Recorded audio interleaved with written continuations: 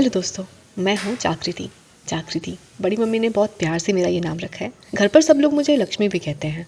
Full time student कह सकते हैं आप मुझे, क्योंकि मैं दिन भर ये सोचती रहती हूँ कि अभी मुझे ये पढ़ना है, वो पढ़ना है, अपनी क्लास वो वाली फिनिश करनी है, कल टेस्ट है, अरे वो तो रह ही गया। लेकिन साथ में गृहस्थ लड़की और यूट्यूबर भी हूँ। जहाँ काम करते वक्त पढ़ाई की टेंशन होती है, वहीं पढ़ते वक्त काम की भी टेंशन आती जाती है। पापा की दवाई का समय हो गया है, नाश्ता जल्दी बनाना है, काम जल्दी फिनिश करना है, पढ़ने बैठना है, अरे कपड़े फैलाने तो रह गया।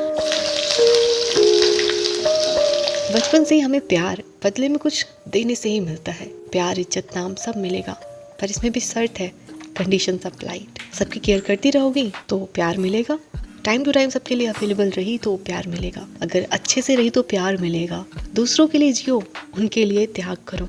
तुम्हारी खुशी इसी में होनी चाहिए कि सबको पहले खाना खिला दिया। खुद को खिलाने की चिंता मत करो, खुद बनाकर कुछ पहले ही कैसे खा लूँ, सबको खाने दो पहले। इस पर इतना डर बैठ जाता है हमें कि पहले खाना खा लेना, लगता है कि मैं तो सेल्फिश बोली जाऊंगी। कभी कभी ये चल जाता है, पर क्या हमेशा ये ठीक है?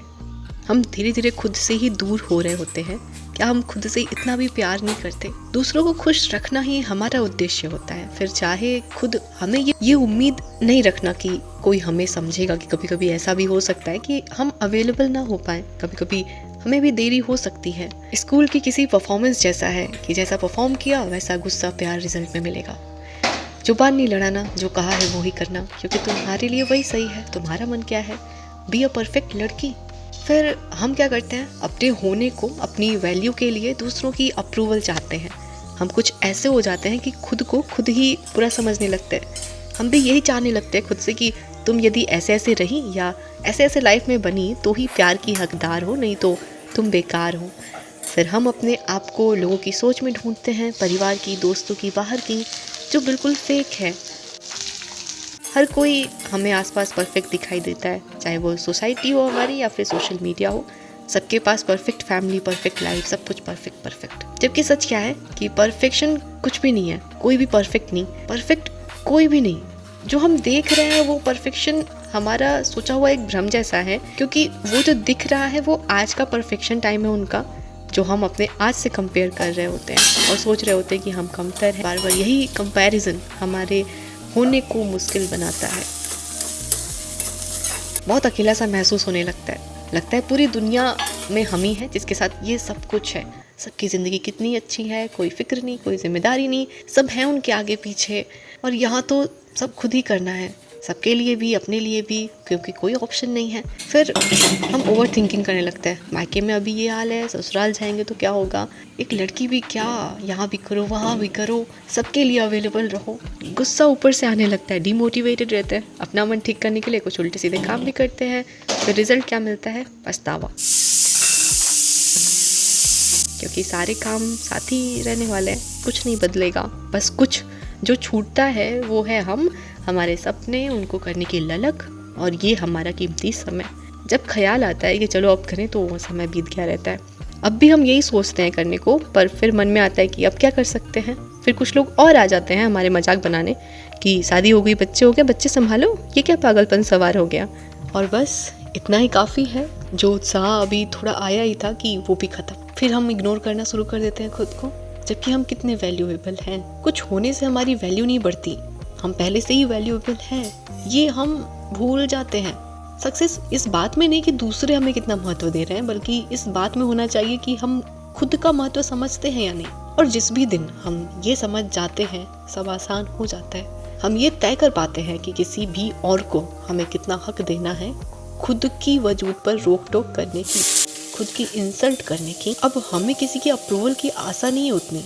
हमें पता है कि हम जो कर रहे हैं वो कितना इम्पोर्टेंट है और हम कितने खुश हैं जो हम कर रहे हैं। खुद को महत्व देना सीखते हैं, खुद का ध्यान रखना, एक्सरसाइज करना, अच्छा खाना, अच्छा पीना, खुद को कुछ गिफ्ट करना, खुद की ज़रूरत को समझना। और इन सब बातों के लिए गिल्टी क्यों महसूस करना कि हम तो सेल्फिश कहलाएंगे?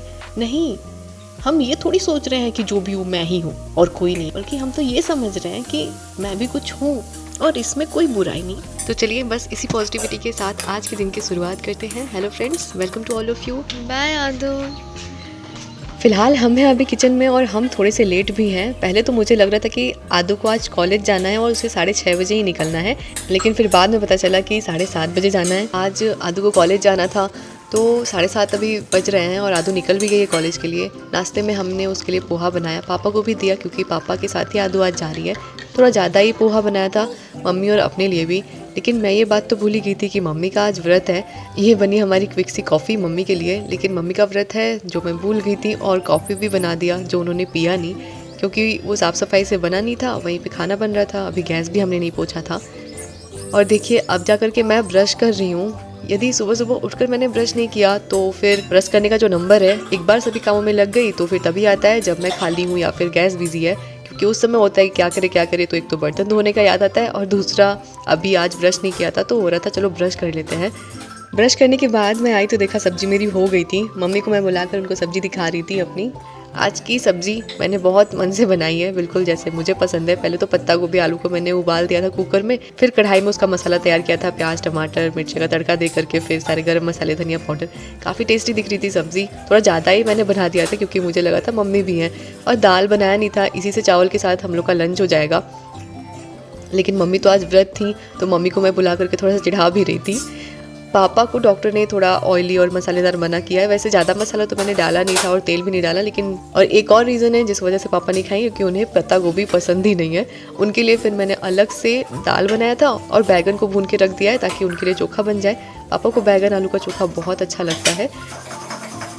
अब सब कुछ समेटते समेटते थोड़ा समय तो होगा, इसलिए अभी हो भी रहा था कि भूली कैसे, यदि याद होता तो काम जल्दी जल्दी फिनिश कर लिया होता। ऐसे ही होता है जब हम ये सोचते रहते हैं कि हम तो परफेक्ट है, हमसे कोई गलती ही नहीं हो सकती है, भले खुद के लिए हम थोड़े बहुत गलत हो जाएं। जैसे आज मैंने ब्रश थोड़ा सा लेट किया और पानी भी पीने में लेट हो गया। अभी जल्दी जल्दी सारा किचन का काम कंप्लीट तो कर लिया, फिर अब हमें गेहूँ धोना था। कल का गेहूँ निकाल कर सीढ़ी पर रख दिया था आज धोने के लिए। धूप अभी काफ़ी हो गई थी छत पर। छत का एक कोना हमें मिला जहाँ पर थोड़ा सा छांव था, तो बस हम वहीं बैठ गए अपने बाल्टी गेहूँ को लेकर के धोने के लिए। मम्मी ने इधर साड़ी फैला दिया था गेहूँ फैलाने के लिए। पहले मम्मी और मैं दोनों साथ में ही गेहूँ धोते थे, लेकिन अब मैं अकेले गेहूँ धो लेती हूँ। ज़्यादा गेहूँ था भी नहीं, साथ में धो या फिर अकेले समय उतना ही लगना था। मम्मी नहा चुकी थी, वो भींग भी जाती। तो एक एक करके सारा गेहूँ हमने धो के फैला दिया था अभी सूखने के लिए। फिर नीचे आई अपने बाहर वाले स्लीपर्स को धोने के लिए। मेरे साथ हमेशा ऐसा होता रहता है कि कभी कभी तो बिल्कुल आलसी जैसा कुछ मन नहीं करेगा करने को, लेकिन यदि एक बार शुरू हो गए तो ये वो सारे काम खत्म करने का मन करने लगता है। नहा करके कमरे में आई तो फिर तैयार होने लगी, क्योंकि आज शनिवार का दिन है और हनुमान जी के मंदिर जाना है दर्शन करने के लिए, जो कि हमारे गांव में ही है थोड़ी दूर पर। लेकिन उससे पहले हमें मम्मी के लिए फलाहार बनाना है, क्योंकि मंदिर जाएंगे तो वहाँ पर काफ़ी समय लगेगा। हनुमान चालीसा पढ़ना है, बजरंग बाण पढ़ना है, हनुमान अष्टक पढ़ना है, गायत्री मंत्र उच्चारण, इन सब में काफ़ी समय लग जाता है मुझे। तो नीचे आने से पहले ही नहाने के बाद ना ऊपर मूँगफली कढ़ाई में डाल दिया था, धीरे धीरे भून रहा था वो। फिर नीचे आया तैयार होकर के जब छत पर गए तो मूँगफली थोड़ी बहुत तो हो गई थी, तब तक गाजर दे दिया हलवा के लिए। ये काम हो गया तो फिर घर पर हमने पूजा करी। 12 बजे तक मंदिर बंद हो जाता है, तो चलिए जल्दी जल्दी निकलते हैं मंदिर के लिए। होने वाली ये भी मैंने बताया था, एग्जाम डेट कब होने वाली ये भी मैंने बताया था। उस टाइम पर भी इसी प्रकार के हाव हल्ला यहाँ पर। मंदिर से जब घर आए तो देखा आदू आ चुकी थी, उसका एग्ज़ाम अच्छा गया था। हमने भी थोड़ा खाना खाया, अभी बज रहे थे 1। हम अब चल रहे हैं पढ़ने के लिए। आजकल काफ़ी सारी न्यूज़ थी ना KVS को लेकर के कि 3 प्रोसेस होगा, प्री मेंस और इंटरव्यू, ऐसा कुछ। तो उसी से रिलेटेड मैं एक्सपीरियंस सर का एक वीडियो देख रही थी। वैसे तो ये सब अभी पेपर पर है। फिर सबसे पहले हमने आज का वोकैबुलरी का टास्क कंप्लीट करा। आज कई सारी क्लासेस मुझे अपनी कंप्लीट करनी थी। आदू का जब तबीयत ख़राब था तो बहुत सारी क्लासेस मेरी छूट गई थी। तो आजकल बस यही हो रहा है, क्लासेस जल्दी से जल्दी कंप्लीट करो हर रोज़। सबसे ज़्यादा टेंशन मुझे पेडागोजी और EVS की रहती है। पेडागोजी का तो लगभग मैंने सारा क्लास कंप्लीट कर लिया है, EVS का कुछ बच गया था, तो आज हमें वो पहले फिनिश करना है।